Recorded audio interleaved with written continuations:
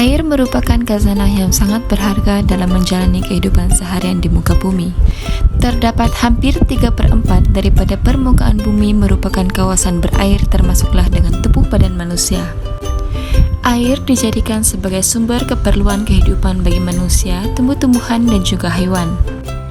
Sumber air boleh didapati secara semula jadi daripada air sungai yang bersih, air bukit, gunung ganang, dan lain-lain lagi. Pencemaran dapat didefinisikan sebagai persekitaran zat atau tenaga yang boleh menyebabkan bahaya kepada kesehatan manusia, sumber hidup, dan sistem ekologi, kerosakan struktur atau kemudahan serta gangguan terhadap penggunaan persekitaran.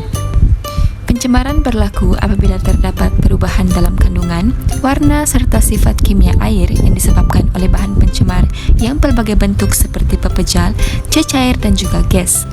Jenis pencemaran terbagi kepada 3, yaitu pencemaran mikroorganisme, pencemaran bahan kimia, dan pencemaran fisikal.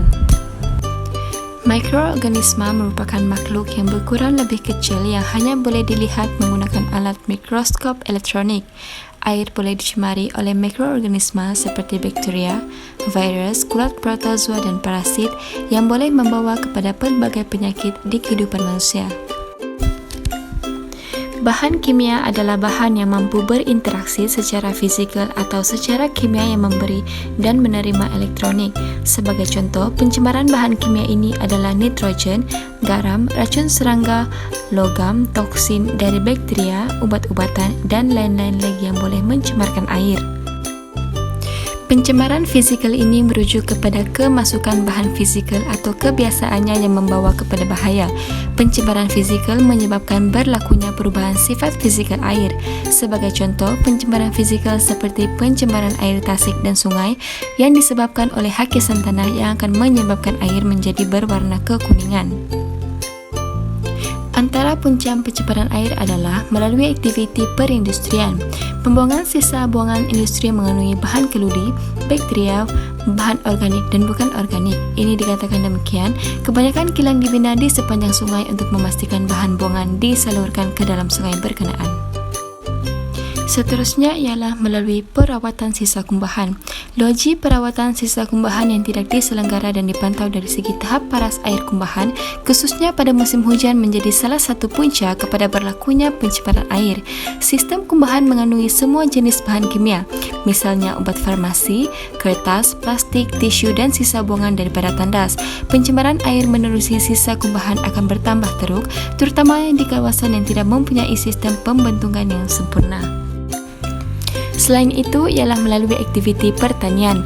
Lazimnya aktiviti pertanian ini menggunakan bahan-bahan kimia seperti baja, racun perosak, racun kulat, dan serangga kerana aktiviti pertanian ini menghadapi risiko yang tinggi kepada serangan penyakit dan serangga perosak. Penggunaan baja dan racun-racun serangga ini akan meresap melalui tanah sekaligus sampai ke paras air bawah tanah menyebabkan sumber air bawah tanah tercemar.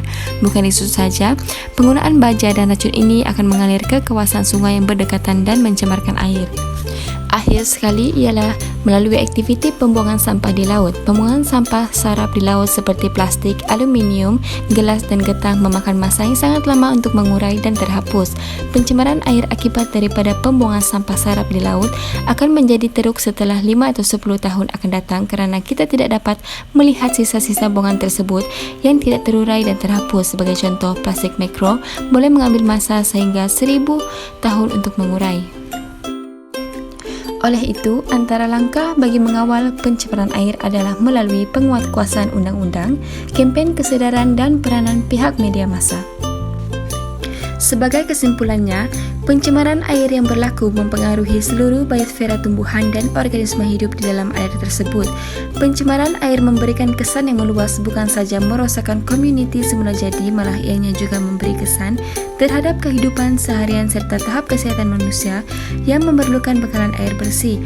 Sungai sebagai sumber air semula jadi jika tercemar akan membawa kepupusan kepelbagaian biologi serta menurunkan nilai estetik sungai yang juga turut memberi kesan kepada sektor yang menjadi penyumbang ekonomi negara seperti industri pelancongan. Oleh itu, semua pihak haruslah bekerja sama bagi memastikan isu-isu alam sekitar terutamanya sumber air dapat ditangani serta dapat memantapkan lagi pengurusan air secara lestari.